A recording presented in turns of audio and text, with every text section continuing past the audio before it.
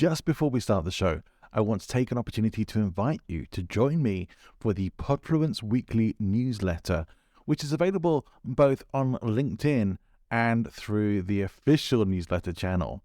Now, if you are on LinkedIn and it's easier for you to follow there, then please just click on the link in the show notes, which will take you straight to Podfluence on LinkedIn, where you can subscribe for free and get weekly updates on Podfluence articles as well as episodes.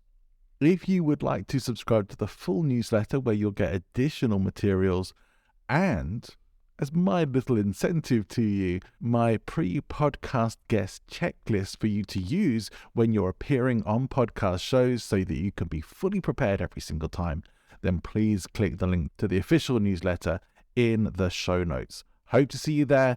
Let's get on with the show. Welcome to the show. My name's Johnny Ball. This is Speaking Influence. Well, for now, anyway. I'll tell you more about that a bit later on. This is the show where we delve into the world of influence and persuasion to help you build your professional authority and to become a more powerfully persuasive communicator. And maybe along the way, learn some of the skills to help defend ourselves against the misuse of the tools of influence and persuasion in life and in business. Each week on the show, I have conversations with people from all sorts of different industries, like the personal and professional development world, public speakers, other podcasters, marketers, branding experts, neuroscience experts, and much more besides. This show is to help you develop all the tools that you will need to be able to be effective with influence and persuasion in your professional life and maybe even in your personal life as well. My guest on the show today is one of my own personal business heroes and is actually a mentor of mine, someone who I spend a lot of time learning from. And if you haven't already come across Chris Ducker before, by the end of this, you are undoubtedly going to want to check out more about Chris and what he can potentially do for you and your business. Now, I know Chris as an author, as a speaker, as a podcaster, as a course creator, as somebody who has built an amazing professional ecosystem and product system and is teaching other people to do the same. In fact, I'm one of those people who he is teaching, and we will talk about some of that. And we do probably start off with me fangirling a little bit over Chris because he is a really cool guy, and I was super happy that he agreed to come and be a guest on the show. One of the things that was really special for me, which I unfortunately could do, is the conversation that Chris and I had after we finished recording, which was a testament to me of how much Chris really gives to the people who he's helping and how much he really cares about wanting to make a difference and helping entrepreneurs like you and I to be able to build sustainable businesses that are profitable, helping, making an impact and making a difference, and not just spinning our wheels at the start line like so many people end up doing and often not really getting anywhere and succeeding. So this show really is going to be all about building your influence as a business owner. And we're going to be talking with Chris about what he has found to be some of the most effective ways to do that as someone who has seemingly done all of these different areas of influence and persuasion and done them all incredibly well. So whether you're listening to this show on the go or you're sitting down to take notes, all that remains for me to say is enjoy the show.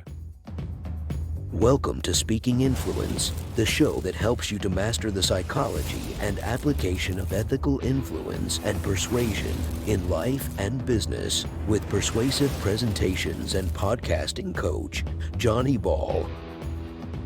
To somebody who, well, I always think everyone should have a mentor, right? And today I get to introduce you to one of mine, someone who is an incredible teacher, someone who I have been learning and progressing through and who I still very much enjoy working with and connecting with. Just last week, had the most amazing one-day event. Let me introduce to you and anyone listening, Chris Ducker. Hello, sir. How are you?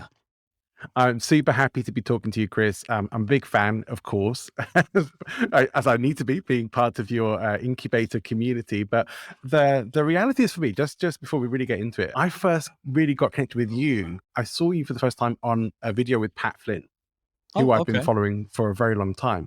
Yep. And on that video, you just said something that really impacted me about if you don't have something for sale on your website, how can you expect people to take you seriously?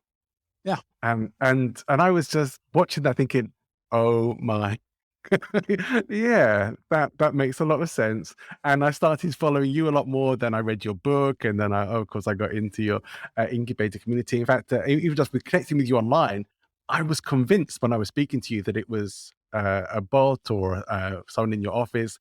And then I realized it was actually you I was speaking to you. And it's Yeah. like, oh man, that's amazing. And I really liked the whole journey into coming into working with you. Well, I It was, appreciate all those kind words, dude. And yeah, I mean, Pat and I have known each other for a long, long, long time. I mean, we're well over a decade of friends now. And he's actually the godfather to my little girl, Cassandra. And, it's very interesting because when Pat and I first kind of got to know each other, he was the freebie guy. He was giving everything away for free, like literally everything. And I used to, just beat him up, like just beat him up about it verbally. And eventually he sort of doing more and more affiliate marketing. And then he got into courses, and then he got into speaking, and then he got into, running events with me as well as on his own. And he's the perfect example of somebody who understands the power of the personal brand, understands the importance of being respected and having a strong reputation, but also understanding the opportunity that if you don't monetize it in a proper way, then not only will you not really be taken all that much seriously, but also you're kind of letting yourself down as well as the other people that are within your ecosystem, within your community that do want to invest in yeah. themselves to be able to springboard their own growth based on your experience, right? And that's really what fires me up more than anything else about this whole situation when we talk about mentors and coaching and personal branding and things like that, that we're in a position right now where people are investing way more in themselves than they ever have done before. And the vast majority of people are doing it because they want to go further faster. It's that simple. I didn't have a mentor when I was 30, 32, 33, 35 even. But I know that looking back, yeah, I had people that would take mentorship roles for me, but it wasn't a transactional relationship. It wasn't a long-term relationship. There was no real accountability built in any way whatsoever. And so for me, that's where the power of working with mentors and coaches is that you can Mm. ultimately really move much faster in terms of everything you want to achieve because they've already been there and done that. And they can help you avoid those potholes and focus on kind of doing the things that you need to be doing rather than things you think you might have to do. Yeah, and I can attest to that. Since joining your incubator community, my progress has been rocketing, and I've been Dude, you're crushing it, man. Are you serious? Don't hold back. Like it's night and day compared to when you joined up. Night and yeah, day. I'm very, totally, very proud of you. totally. Yeah. Thank you. I feel like I know where I'm going, and I'm on that path. But also that's one of the things that you did, which we'll come to. I think we'll hopefully get to touch on a bit later about laying out that path Mhm. to making it happen, because I think some of us get lost in the weeds when we're Totally. Yeah. starting out with businesses. Certainly, one of the reasons why I'm so excited to have you on the show isn't just because I've learned so much from you, even just in the, I think it's probably only about 12 months that I've been learning from, maybe even less than that. But not just because of that, but because you are probably one of the few people who I've had on the show who really has been involved in pretty much all of the areas of influence and persuasion that I generally like to talk about, like public speaking, like writing books, like podcasting. And I'm going to run out of breath before I finish that sentence. But that's one of the reasons why I really, really wanted to speak to you. I think you have a bigger view picture than probably many people do who are being on for more specialists, like people coming to talk specifically about public speaking or talk specifically about the books. Whereas with you, I think we can probably encompass a lot of that as well. You're certainly someone who I look up to in terms of business and learning from, and look forward to continuing to learn from you. Who is someone for you, though, in terms of influence and persuasion, who you would say you look up to and for how they've utilized their influence? Oh man, so many great people. I think it's interesting. The one person, whenever I get asked that sort of type of question, the one person that just instantly comes into my mind, and I do mean quite literally instantly, is Zig Ziglar, which is pretty amazing because I never met Zig at all. But there's something about the way, and I've been listening to Zig since I was like 15 years old. I used to get his audio tapes at the library, and there's something about the way that he would string his words together. I mean, he was an incredible public speaker, incredible trainer of salespeople. And when I left school and I started my sales career, I instantly kind of went back to read See You at the Top and all those other great Zig books. And for me, it's just something about his teaching and the way he taught. that I've always connected with, the stories that he tells, the lessons that are embedded in the stories as well. Like he would seed those lessons so well inside of the stories that it was almost impossible for you to not sit up and pay attention to it. And if anybody's watching or listening to this and they haven't consumed some Zig Ziglar, either audio or video, go to YouTube, Google his name, and just watch a video or two. You'll know what I'm talking about. And even now, it's impossible for me to read a Zig book and not hear his voice in my head. So they kind of, that American accent. And he does the whole thing with his voice. I'm just like, I love Zig Ziglar, man. Bruce Lee has been another massive inspiration for me. I discovered Bruce in the summer of 85, 86. And I was around a friend's place and his dad had an old Betamax video. There you go. Showing my age now. Betamax video of Enter the Dragon. And I must have watched that film 20 times at summer holidays. I just fell in love. And so, what a lot of people don't know about Bruce is that he was a lot more than just a Kung Fu movie star. He was a big time philosopher. He was a philosophy major at University of Washington. And he was just an incredibly inspiring guy. And if you read anything that he put out, you realize he was a lot more than just kicks and punches. And so I go back to those two guys pretty regularly. If I feel like I'm struggling a little bit, or if I feel like I need a bit of a kick up the pants, or if I need to kind of just double check on how I'm doing or why I'm doing certain things, one of those two guys will usually tick a box for me.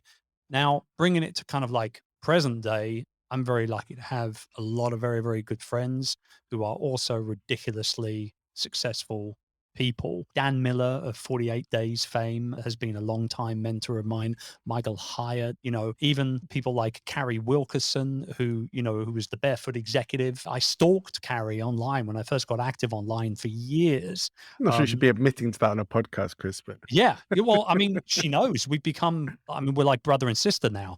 yeah. So we've become very, very close. And, over the years, there's something about that mama bear approach that she takes to helping people that I just really resonate with. She's super smart, super just full of empathy, and knows when to shut up and just listen. And I think that's a big part of coaching and mentoring as well. So yeah, I'm blessed, man. I've got a lot of great friends, great mentors and coaches that, I've learned from and continue to learn from for sure. Yeah, I mean, on a personal note, I think Carrie and many of the people who have been introduced to you through your community have just been phenomenal people who I'm so happy to now know about and be connected with, because I learned so much from them as well. And I think we can pretty much judge people by the company we keep, right? And Absolutely, you can. you keep some pretty top company, Chris. I have to tell you that. And so moving on from that, I mean, in terms of your own business life, what really moves you to want to do the work that you do? People winning. That's what I want. I don't expect anything of my clients actually, other than them just doing the work. That's it. Like I don't expect, although, every August when it's my birthday and every Christmas I get great gifts from people, which is amazing. One of the best gifts I ever had actually was a signed vinyl, a record of one of Zig Ziglar's seminars from like 60s or 70s or something. And Right? it was actually signed to George, see you at the top, Zig Ziglar. I'm like, well, I'm not George, but I'll take the gift. That's phenomenal. So little things like that. Bottles of whiskey I get because I'm a whiskey and bourbon collector. I get lots of cool whiskey and all of that to one side. What I want my clients to do, yourself included, is for you to follow the path, is to not try and deviate away from that, and to genuinely just take it one step at a time and not try and do too many things all at once. I often say that, and as you know, we work on 90-day sprints, right? So every 90 days, we come together at our intensive event and we look at what's happened in the last 90 days. We learn something new. We listen to lots of cool people, and then we plan for the next 90 days. Well, that planning is super important. In fact, anything, you could dump the rest of it and just focus on that last hour that we spend with each other, and you still get plenty. Because if we don't work our plan, and we can't, or rather, if we don't plan the work, we can't work the plan. Right? That simple. And if it doesn't get scheduled, it doesn't get done. And so when I look at that 90-day plan, if you have any more than like 2 things on that plan, in the next 90 days, there's only one reason that I won't pull you up on it.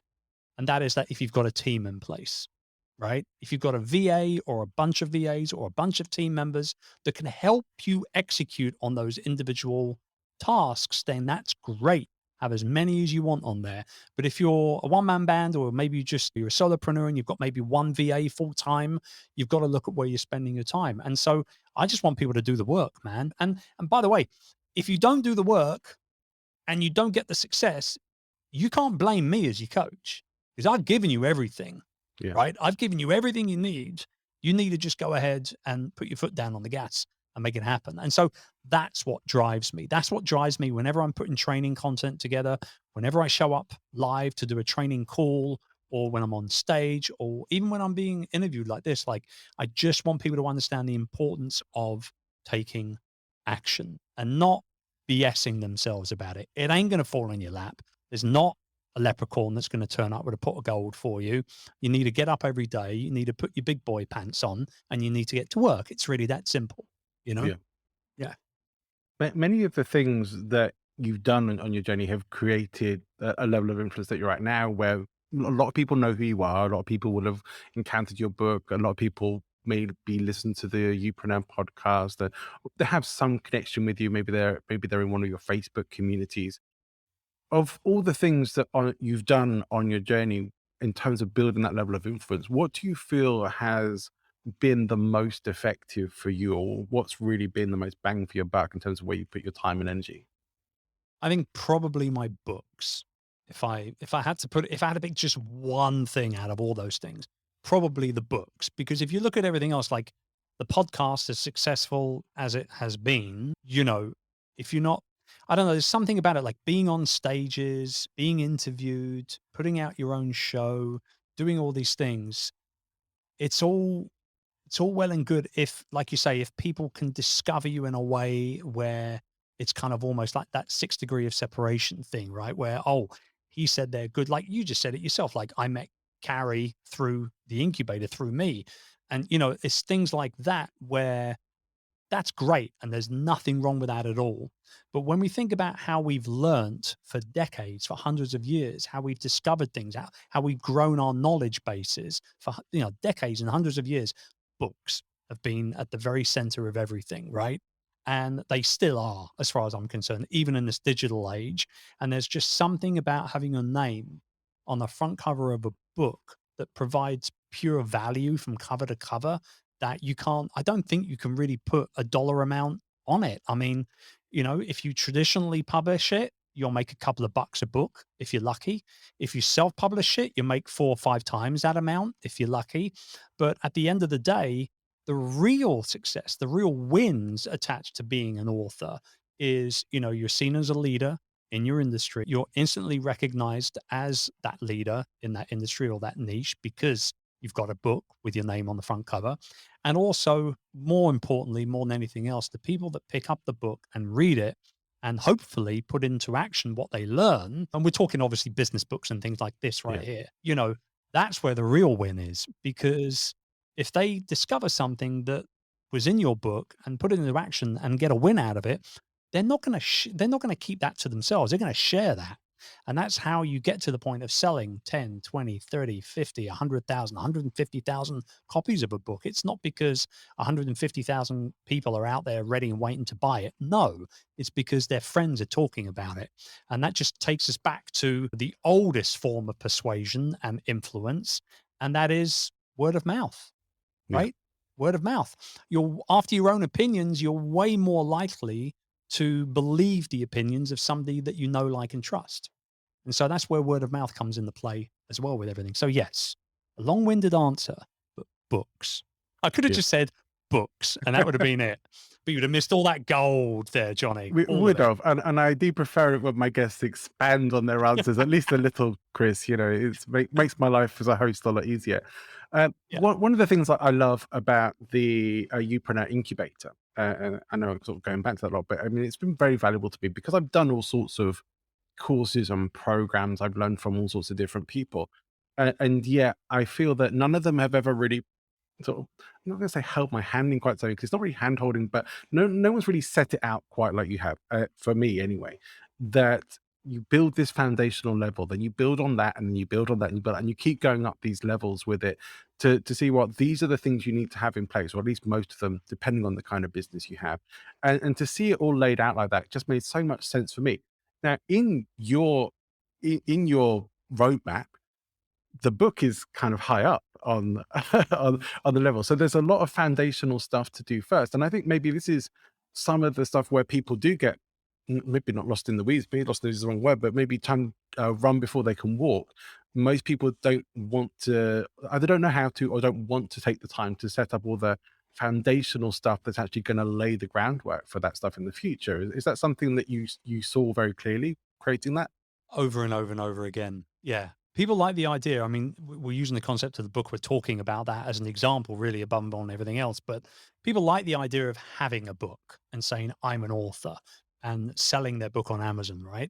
But if that's all you've done as a business owner who is building a business based around your expertise, then when people pick up that book and they like what they see and hear from you, and they want to reach out and end up doing business with you, what else have you got for them? Nothing. Which is why we cut everything else, above or rather below in the roadmap towards that book part there that you mentioned, um, is all geared up to not only actually have something or other things to sell to people who come to you that want to invest in learning with you, but also it's also about making sure that not only can you sell something, but also you've already built up a certain level of community and a certain following over the work that you've done before the book comes out, so that when you do release the book, it's somewhat of a success, right? And when you look at the fact that 97% of all nonfiction books never sell any more than 1,000 copies in their lifetime, that statistic is horrific to think about. Mm. All the let's just bring it down to brass tacks. All the trees that have been chopped down for the paper, that have been printed onto, used for books to print, and no one's buying these books. Like, it's brutal if you think about it, right? So I just feel like it's just a smart way of setting it up. Number one, so that you've got a community that you can launch the book to. And number two, that you've got other things that you can sell to those readers as and when they come your way. And by the way, on the subject of books, things have changed a lot in the last 10 to 15 years or so. 15 years ago, if you had even 12 or 13 years ago, if you had a good book idea and you could get an agent to sell that book to publishers through a proposal, if it was really good, it was likely, as a first-time author, that you'd get a book deal. Right. You might not have made a six-figure advance or a seven-figure advance, but you probably could have got a book deal, right? Nowadays, publishers, they don't want just your book. They want your email list. They want your podcast listenership. They want your YouTube videos. They want your social media followers. So it all becomes part of the proposal now, that if you don't have all those things in place before you put the book out, chances are you're probably not going to get a traditional book publishing deal anyway. So yeah, there's pros and cons to it all, but ultimately this is the way that I like to teach it, because I've seen people do it the other way around, and generally it's not the best business model. Yeah. No, I would say from my own perspective, and one of the things I saw as well, like podcast, you put somewhere a bit higher up the ladder as well. And as someone who maybe started a podcast quite early on, it makes sense to me now. It's like, oh, I wish I had known that. I wish I'd had that Right. realization before, because I know how much work goes into a podcast, and I know how much, maybe not so much down because I've more systemized things and I'm more familiar with doing it, but it just makes sense to me that, yeah, it's probably not one of the first things you should do, because so much needs to go into it. It's not going to be a horrible thing to do, but it's probably not going to bring in the income. And it's like all this stuff that you do need to take care of these foundational levels first. And even for myself, I think, yeah, there are times, many times where I've damaged myself as an entrepreneur trying to get to those higher levels without doing all the stuff that needs to happen to get you up there. Exactly. And that's again, going back to the concept of building the community before you launch the book so the book can be successful. Exactly the same with a podcast as well. Yeah. Exactly the same with a podcast. You launch a podcast, no problem, go straight up onto Apple and everywhere else. And yes, it will be discovered by some people. Absolutely.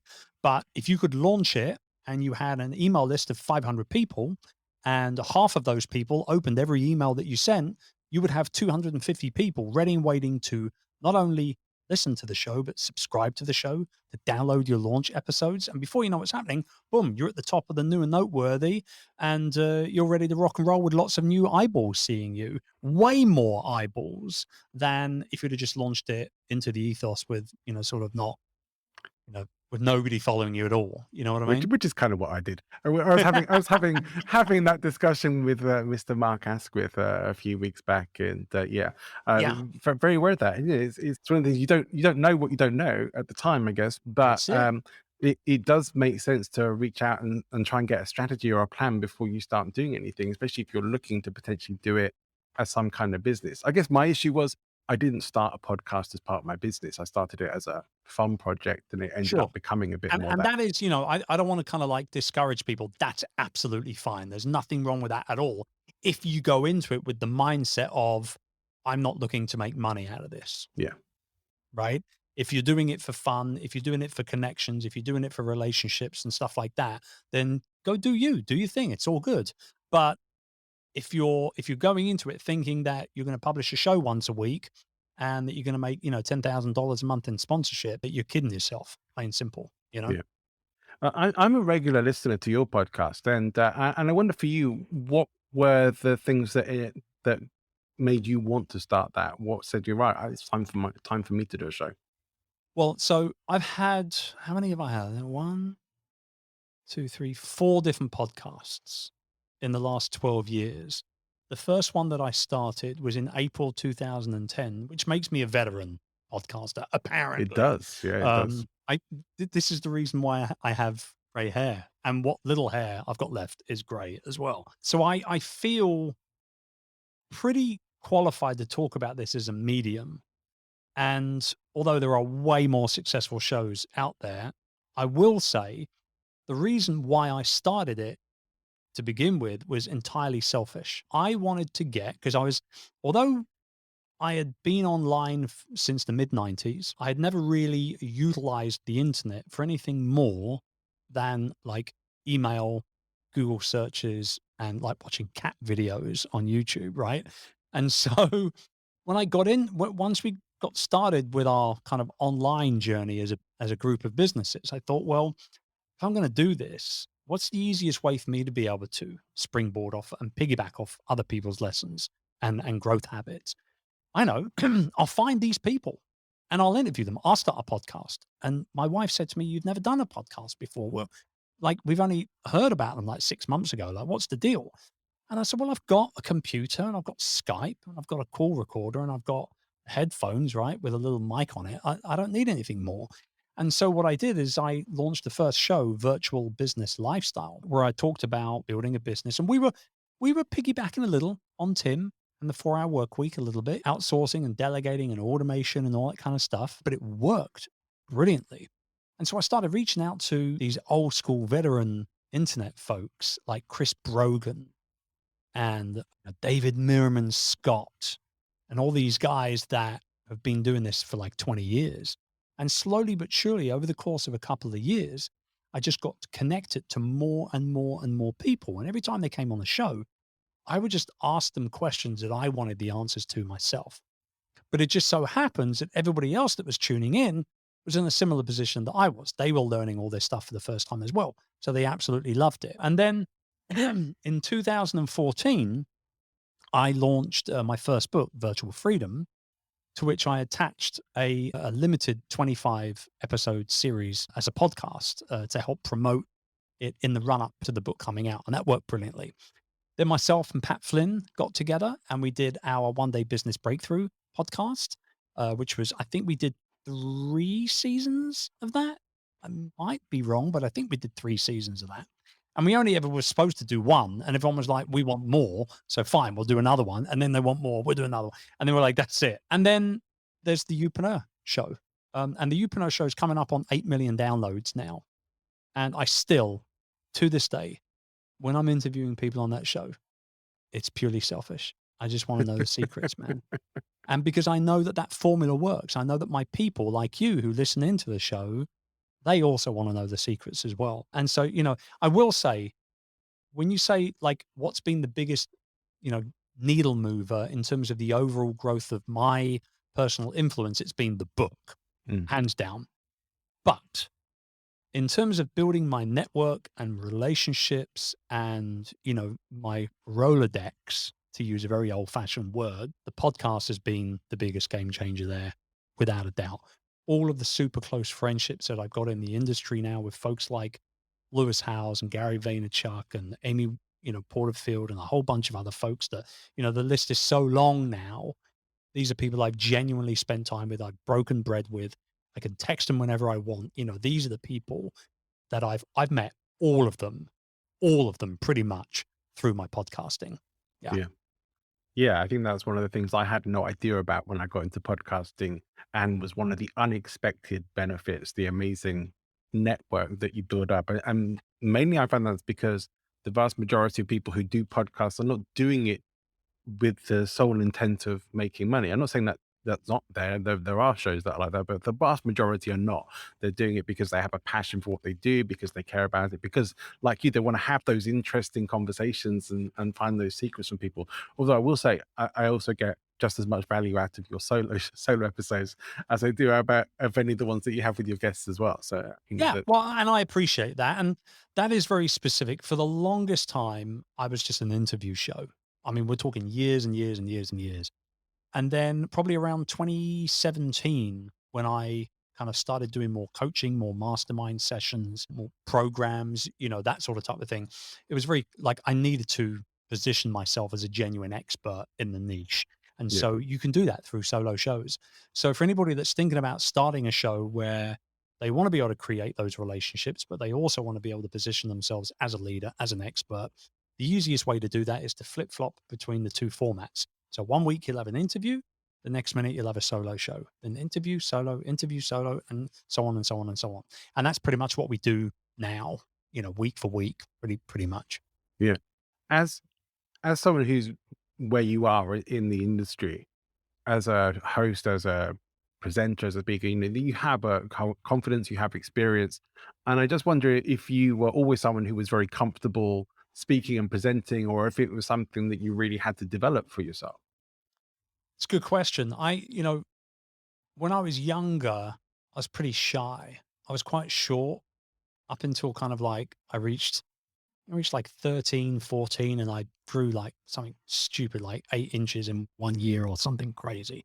I was pretty short dude. And the one thing that I always did enjoy doing though was making people laugh. And so I would do silly impressions. Back in those days, my impressions were like, dare I say it, Jimmy Savile and, Prince Charles, Best avoided now, yeah. all that. We'll blurp out his name. And, all the people, Prince Charles, I used to do this thing with, well, mummy, and all this kind of stuff. And now it's a horrible impersonation. But when you're like 8 or 9 years old or 10 years old and you're doing it at a family barbecue or something and everyone's had a little bit of alcohol, it's pretty funny to see a kid doing that.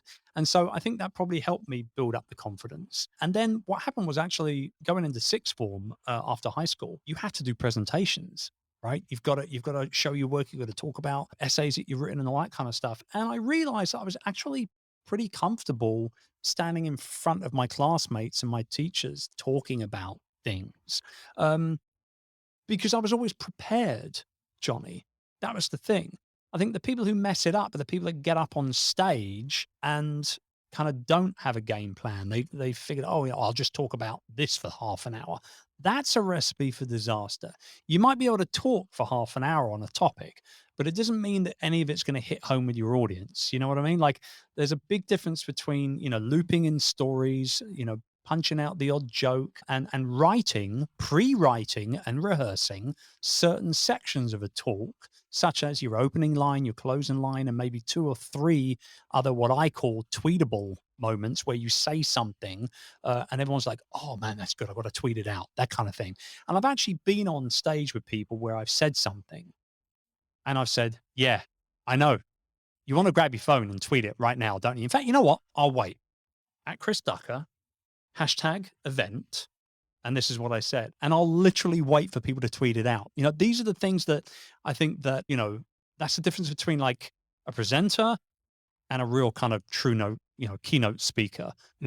And although speaking is not something that I go out to kind of get on my schedule on an annual basis, it does come to me probably around about 6 to 8 gigs a year I do. And they're always at good events. They're always with good people in attendance. And I enjoy doing it. But I don't say I'm a speaker, right? But I can speak because I know what I'm going to talk about. I've got a good amount of experience to back it up. People can argue with me and put their own opinions their way. That's absolutely fine. But I'm comfortable enough being in a position where I feel like I can get up on stage or present to a group of people online where I know enough to be able to not fall flat on my face. There is an interesting thing I think many people don't consider, that a lot of the times, well, I think probably we all have clever things we could say or wise things we could say, but it does make a difference who's saying it and in what context they're saying it. Like, you do have to have that level of credibility and authority for people to go, all right, I should be paying attention to that. This person knows what they're talking about. This is someone I should listen to. Because, you know, you could say something deeply wise and very valuable to people, but if you have no track record, no credibility, nobody knows who you are, they are going to be thinking, why should I care? Why should I listen to that? Yeah, absolutely. And also, you know, when you do have that track record and you've got that influence, if you want to call it, understand that, you know, these one-liners, these little takeaways that you can convey to the people that follow your work and subscribe and things like that, like they can come to you at the weirdest moments as well. Like, you know, middle of the shower, just before you're going to go to bed, when you're walking the dog, you know, or whatever it is. And actually it was really interesting. About 2 weeks ago, just under 2 weeks ago, my wife, my kids went to the Philippines for a 3-week holiday, and I was kind of left in the house on my own for the first time, literally quite ever. And I thought, well, okay, that I can keep myself busy during the day. There's lots going on, which is the reason why I'm not going with them. But in the evening, it's going to be tough. So I need a show to watch on Netflix, something I can just watch an episode of every night. And I don't know what attracted me to it at all, but I started watching this show called Top Boy, which is about youth drug dealers in London on like housing estates and stuff. And it's so not my usual kind of drama, but 2 or 3 episodes in, I was actually getting into it, Johnny.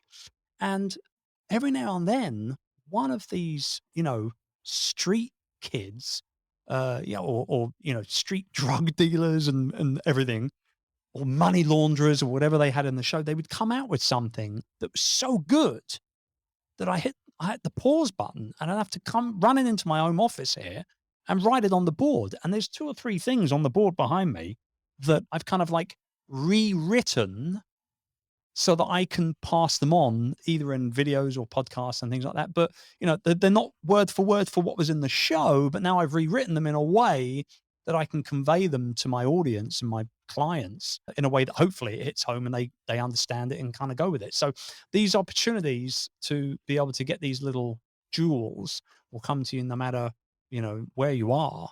It's the weirdest moments. Just be really, really intentional about capturing them when you hear them or see them, because, you know, a minute later they're gone. You'll never remember them, you know. That's really important. I was listening to a while back Gary Vaynerchuk on Jordan Harbinger's podcast, and yeah, I guess if you're going to go on a show like Jordan Harbinger's, like one of the biggest podcasts out there, you want to be well prepared. Like if I was coming as a guest on your show, I would want to be really well prepared. So Gary had something he very clearly had prepared, that quotable stuff that he knew was going to pop, and stuff that was like, yeah, you will want to write this down. You will want to. And I thought that was so clever. It was just so clever to have that stuff. And like, yeah, most people would just go on and blah, blah, blah on a podcast. He went on there like, right, this is quotable stuff. And this is the stuff that I want you Totally. to have those Yeah. memories. Like, yeah, being prepared for this stuff is all the difference to just going out there and winging it. And One of my buddies, Stu McLaren, who runs like a membership training education business, been in the business for a long, long time online. And his big thing, the way he sells his products and services through telling stories. That's his thing. He does it better than most people on the planet, quite frankly. And I remember I had him on my show a while back, and I asked him, like, you tell all these great stories when you're being interviewed or when you're live on Facebook, or like, how do you just quantifiably, how do you remember them all? Because in 1 hour, you won't tell one or two, you'll tell like 7 or 8 to make a point. Like, how do you remember it? And he said, it's not rocket science. You want to know how? I just have bits of paper stuck up all over my office. I got the name of the person in big black letters and then like 2 or 3 talking points of where they were at, what I worked with them on, and where they're at now. And I'm like, this is gold. Like, why are we not all doing this? Like, I have a number of client stories I can pull off relatively easily, but having those visual cues in front of us means that we get the stories right every single time. And that is very, very powerful indeed. Very yeah. powerful. Yeah, I think a lot of people out there are just delivering information without the stories, and the stories are actually a really key part of the persuasion factor when we do get the opportunity It's to what be in keeps front of an people audience. tuned in. I Yeah, mean, it's all very well wanting to learn something, but if you can back it up with a real story behind it, then, it's just so much more endearing, so much more powerful. yeah.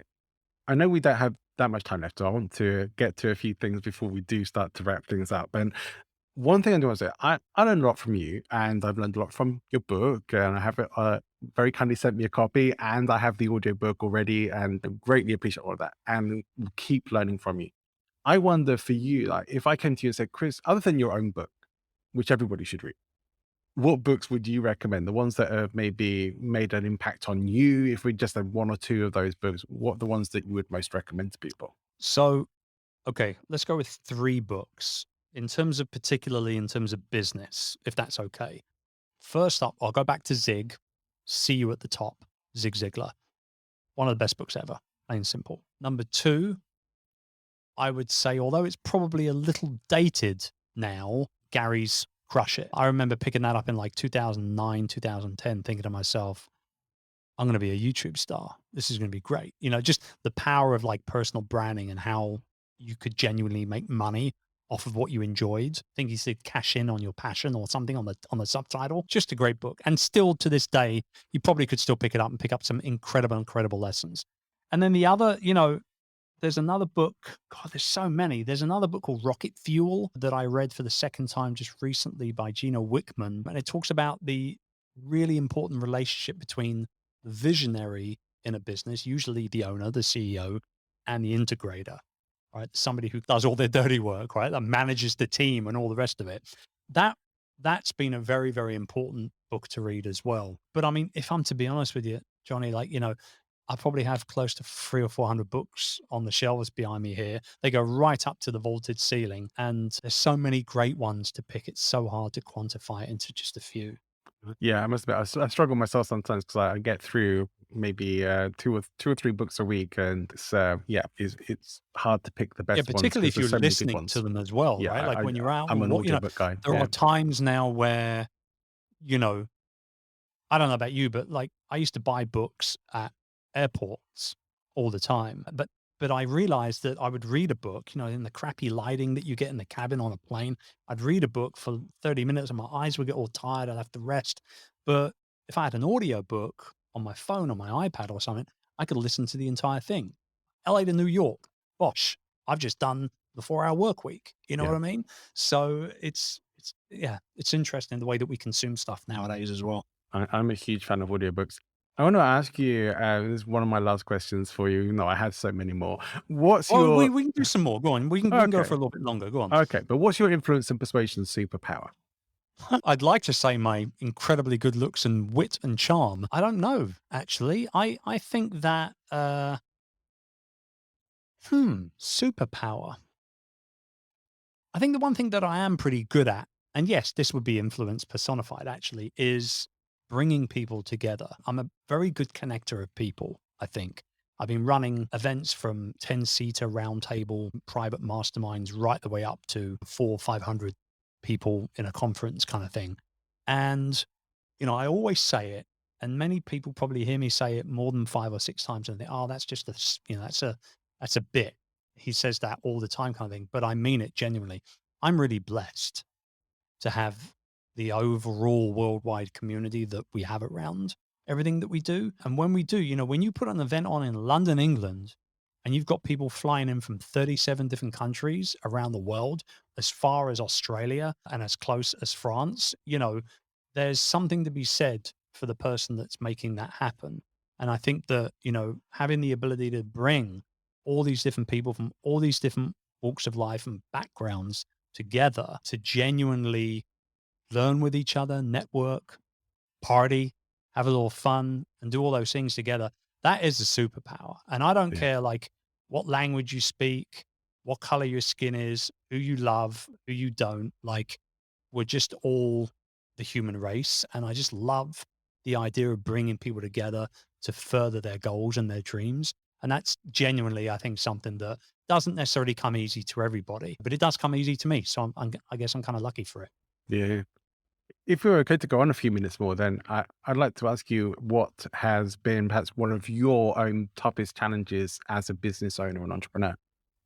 Oh, that's an easy one to answer. Delegating, letting go, you know, getting out of my own way, whatever kind of way you want to put it. I burnt out in 2009. We've been building the business for a few years. One morning, I couldn't wake up.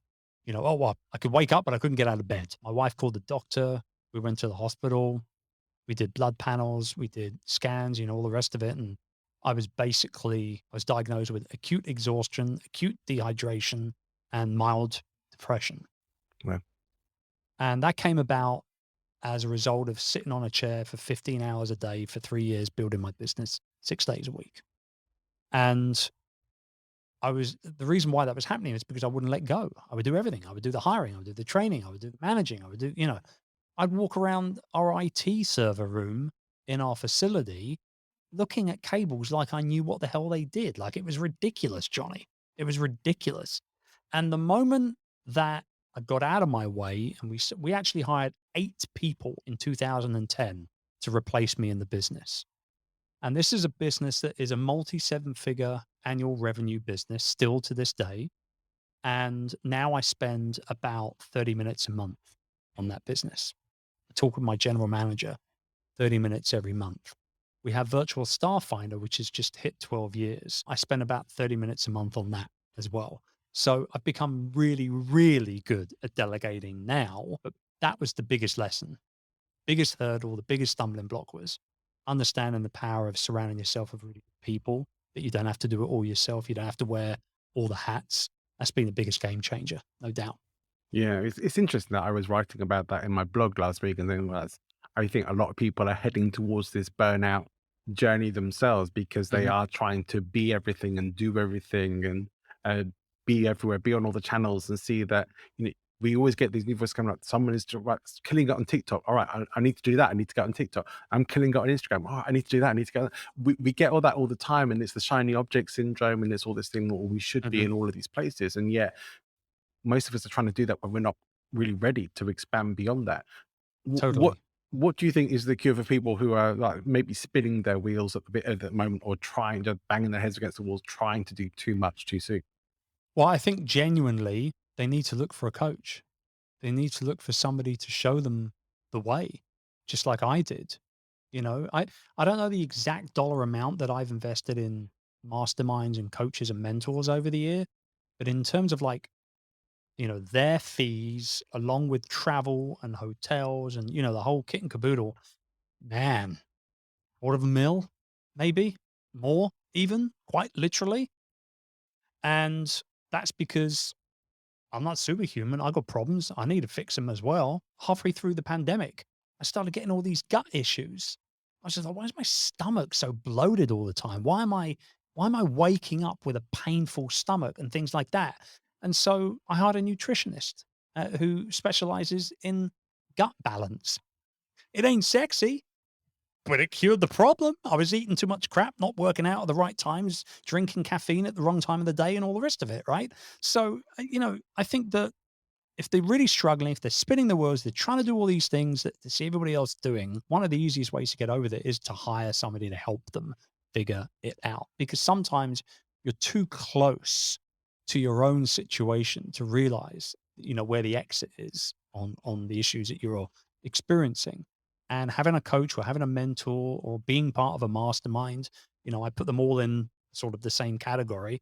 Um, is a great way to be able to make sure that you overcome those problems. But then, even more importantly, make sure that you don't experience them again, right? And Yeah. stay on the right path and forget about the shiny objects and bloody TikTok and all the rest of it. Like you don't need TikTok to build a successful business. You don't.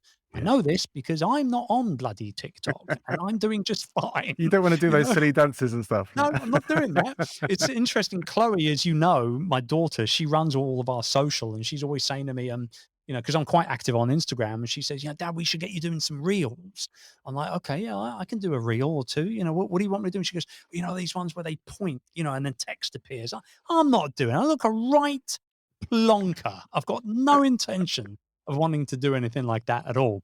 So it goes back to what we talked about, at the beginning of the call, like, do things your own way. You only have one life. And if you are particularly building a business based around your experience and your influence and the things that you're known for or want to be known for, then you shouldn't try and copy what Gary Vaynerchuk or me or you or anyone else for that matter is doing.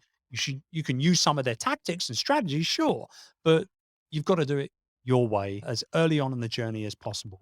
And if Yeah. that means you need to kind of correct the course a little bit and move in a slightly different direction to the one that you've been going, then, spin the helm right there, man. You got to spin that wheel at the helm much earlier on as possible because you've only got so many so many days in the week and so many Yeah. years on the planet. Yeah, from my own journey, that's what I recognize that, and I see that very early on. I think maybe I didn't do that as much as I should have because I didn't really have the feedback. I didn't really have the following or the things there to show me that. And it was only really sort of understanding those foundational elements and having to build that up. They say, oh, it has to be that. It has to be you being your authentic self because anything else, you will get called out on it. If you're trying to be a Tony Robbins knockoff or a Gary V Right. knockoff or a Mel Robbins knockoff or whatever, you will get called out on it. Yeah, absolutely. Yeah. And then it's done. Then you're finished. Yeah. Right. Then you're finished. So yeah, just do you. Don't lie. Don't BS. Turn up. Be you all the time. And, just help people, man. To end on Zig Ziglar, he said that you can have anything in life that you want as long as you help as many other people get what they want. And so, amen to Zig. I'll take that on board every single day, man. Every single day. Absolutely, Chris. I could talk to you for hours, but I know that you don't have that kind of time. But I am looking forward to spending some time with you in person in a few months. So and getting to meet you for the first time as well. Be great. I'm very excited for that. Thank you so much for your time today. It's been an absolute honor to have you on my show, and I look forward to continuing to learn from you in the future. There'll be links in the show notes for anyone else who would like to start taking that journey with you too. Thanks, man. It was a real pleasure. You're an inspiration, dude. So keep doing what you're doing. Thanks for tuning in. I hope you've enjoyed the show. And if you did, please make sure that you are not only subscribed to future episodes, but share the episode out with your friends and network as well. It's the one thing that makes the biggest difference in helping me to grow the show.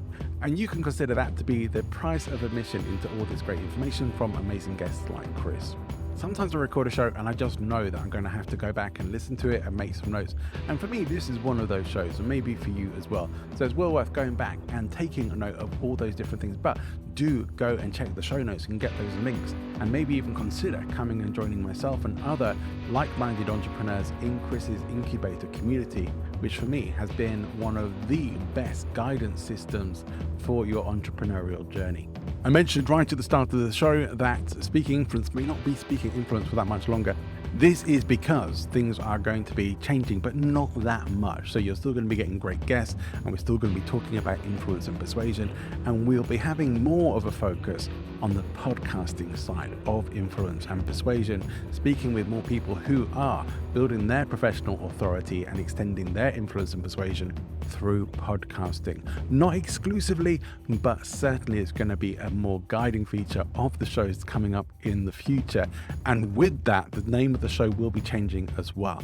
So I hope you will stay with us through that transition. We're still going to be bringing you a lot of the same great content and hopefully bring you even more exciting and interesting guests and topics and book reviews and the likes. So please do stay tuned for the show at this exciting time. But right now, if you are listening to the show on your device, maybe you have that in your hand right now. If you have your device handy right now, please do make sure you are subscribed to the show for future episodes. On Apple Podcasts, it's really easy to do. Just press the plus button on the show, and on any other platform, that's very easy to do as well. It would mean the world to me if you were able to leave us a review for the show.